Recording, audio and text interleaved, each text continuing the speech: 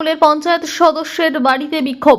সন্দেশখালী 2 নম্বর ব্লকের অন্তর্গত মণিপুর অঞ্চলের 238 নম্বর বুথের তৃণমূলের পঞ্চায়েত সদস্য মিতা খামারু ওই তৃণমূলের পঞ্চায়েত সদস্য স্বামীর বিরুদ্ধে দুর্নীতি ও কাটমানির অভিযোগ তুলে বাড়ির সামনে বিক্ষোভ দেখায় এলাকার বাসিন্দারা। বিক্ষোভকারীদের দাবি, খাস জমি পাট্টা পাইয়ে দেওয়ার নাম করে লক্ষ লক্ষ টাকা হাতিয়েছে।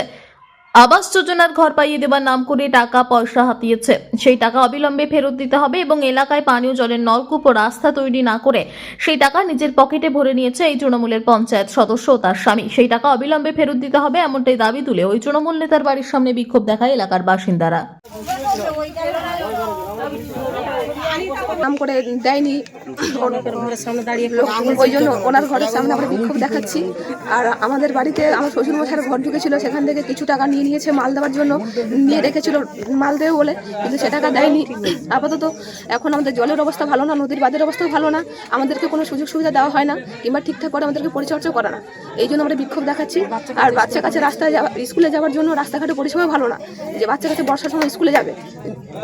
ওনার গ্রামে হচ্ছে 3-4টে হচ্ছে বসানো আছে মার্শাল, আমাদের গ্রামে কি একটা বসতে পারে না? আমাদের জলের কি সমস্যা? সব দিকে তো নোনা জল, আমরা মিষ্টি জল না হলে আমরা কোনো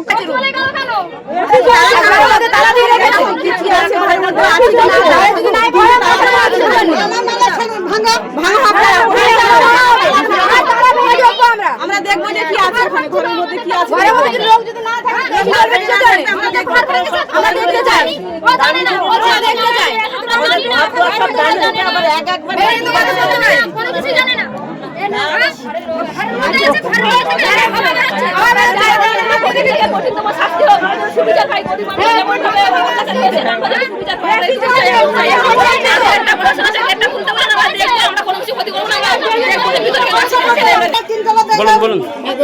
আমরা সাধারণ মানুষ, আমরা চাই যে আমরা সুবিধা চাই, আর চাই যে ওনার জন্য কঠিন থেকে কঠিনতম শাস্তি হোক।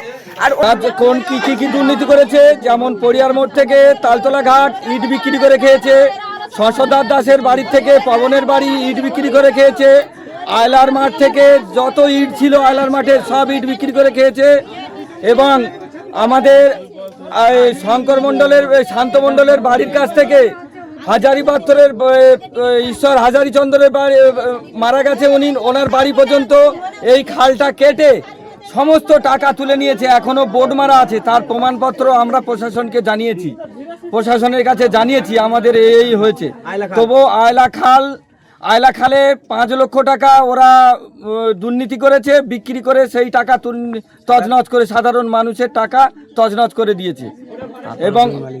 এবং জমা মালিকদের কাছ থেকে যত জমা হোল্ডার আছে তাদের কাছ থেকে 300 টাকা করে নিয়ে এই খাল কাটার দরুন নিয়েছে।